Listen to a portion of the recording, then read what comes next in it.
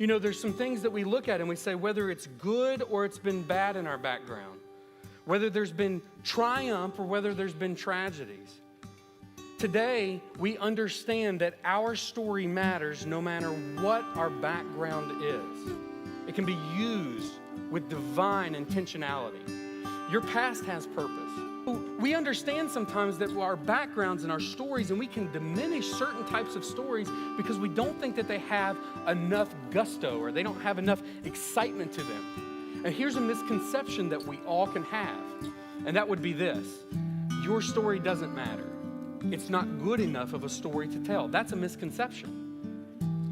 Whether you have religious background or whether you had never heard of Jesus or never attended church or never had any type of understanding of the Bible at all, your story has purpose and has value. See, it's not just about where your story began, it's where it leads us to. Because here's the truth. The truth is, whether you were religious or you were not, we all have made bad decisions and we have all had bad things happen to us. Because see, no matter where we're at and what our background is, we all start with common ground. I was a sinner. You were a sinner.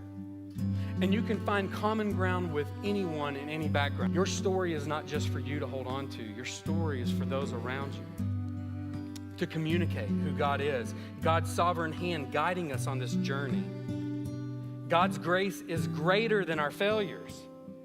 God's grace is greater than our good deeds and our religiosity. No matter where we stand in all of these things, we have common ground to communicate your story matters. The second thing I would say is this, is about knowing about God and knowing God. For us, the question might be, when was that moment for you? When was that moment, that aha moment, where you recognized and you experienced the presence of God and you knew the Holy Spirit was dwelling inside of you, and there was an excitement and wonder and maybe even a little bit of a timidness and you're scared a little bit because you knew something had changed in your life.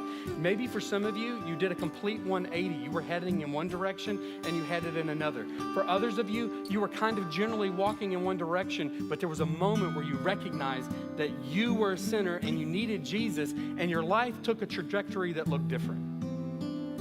When was that moment for you? How many of your children know your story about how you came to faith in detail? Your children. How many of them? Oftentimes we forget that story because we don't tell it a whole lot, and oftentimes the people that are closest to us may not even know it. You know, oftentimes I think that we forget and we say, well, I had that experience and I have that story. I haven't told anybody in a while. Tell the people around you that needs to hear it the most, for encouragement or for evangelism. Tell them about how Christ has changed you. No one is too lost, and we all have a common need of being found. No one is too lost. Paul wasn't too lost. King Agrippa II wasn't too lost. And today, there's none of us that are too far. Whether you are super religious and you know about the scriptures, but you don't love Jesus, or whether you have run from him as hard and as fast as you can, you are not too far away.